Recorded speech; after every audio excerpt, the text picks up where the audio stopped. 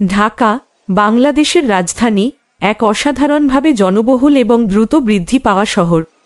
এই শহরে পরিবহন একটি গুরুত্বপূর্ণ সমস্যা, যেখানে ট্রাফিক জ্যাম এবং জটিলতা দৈনন্দিন জীবনে একটি সাধারণ অংশ হয়ে উঠেছে।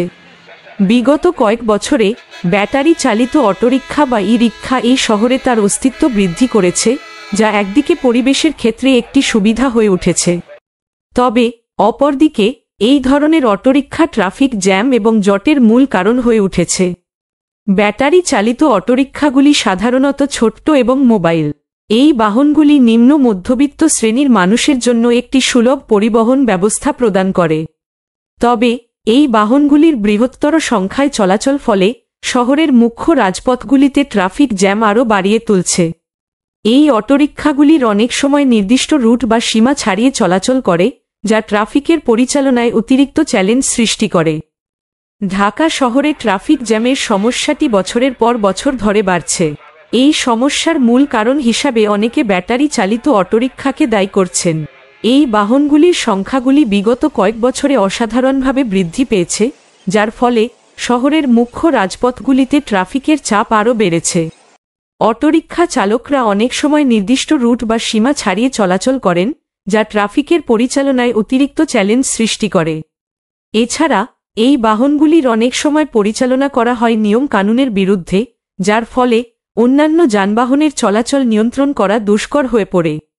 ফলে রাজপথে অটোরিক্সার বৃহত্তর সংখ্যায় উপস্থিতি ট্রাফিক জ্যামের একটি প্রধান কারণ হয়ে উঠেছে। ব্যাটারি চালিত অটোরিক্সা বা ই-রিক্সা হল একটি পরিবেশের বান্ধবী পরিবহন ব্যবস্থা।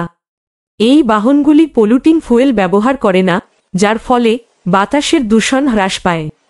তবে এই সুবিধার পাশাপাশি ই-রিক্সাগুলির বৃহত্তর সংখ্যায় চলাচল ট্রাফিক জ্যাম এবং জটের সৃষ্টি করে। ই-রিক্সাগুলির অনেক সময় পরিচালনা করা হয় নির্দিষ্ট রুট বা সীমা ছাড়িয়ে, যা ট্রাফিকের পরিচালনায় অতিরিক্ত চ্যালেঞ্জ সৃষ্টি করে। এছাড়া এই বাহনগুলির অনেক সময় নিরাপত্তা সংক্রান্ত বিষয়গুলিতে অবহেলার শিকার হয়, যা অন্যান্য যানবাহনের গতি নিয়ন্ত্রণ করে এবং ট্রাফিক জ্যাম বাড়ায়। ঢাকা শহরে ট্রাফিক জ্যামের সমস্যাটি বছরের পর বছর ধরে বাড়ছে, এবং এই সমস্যার মূল কারণগুলির মধ্যে অটোরিক্সা একটি প্রধান ভূমিকা নিয়ে থাকে। বিশেষ করে ব্যাটারি চালিত অটোরিক্সাগুলির বৃহত্তর সংখ্যায় চলাচল ফলে শহরের মুখ্য রাজপথগুলিতে ট্রাফিকের চাপ আরও বেড়েছে। অটোরিক্সা চালকরা অনেক সময় নির্দিষ্ট রুট বা সীমা ছাড়িয়ে চলাচল করেন, যা ট্রাফিকের পরিচালনায় অতিরিক্ত চ্যালেঞ্জ সৃষ্টি করে। এছাড়া এই বাহনগুলির অনেক সময় পরিচালনা করা হয় নিয়ম কানুনের বিরুদ্ধে, যার ফলে অন্যান্য যানবাহনের চলাচল নিয়ন্ত্রণ করা দুষ্কর হয়ে পড়ে।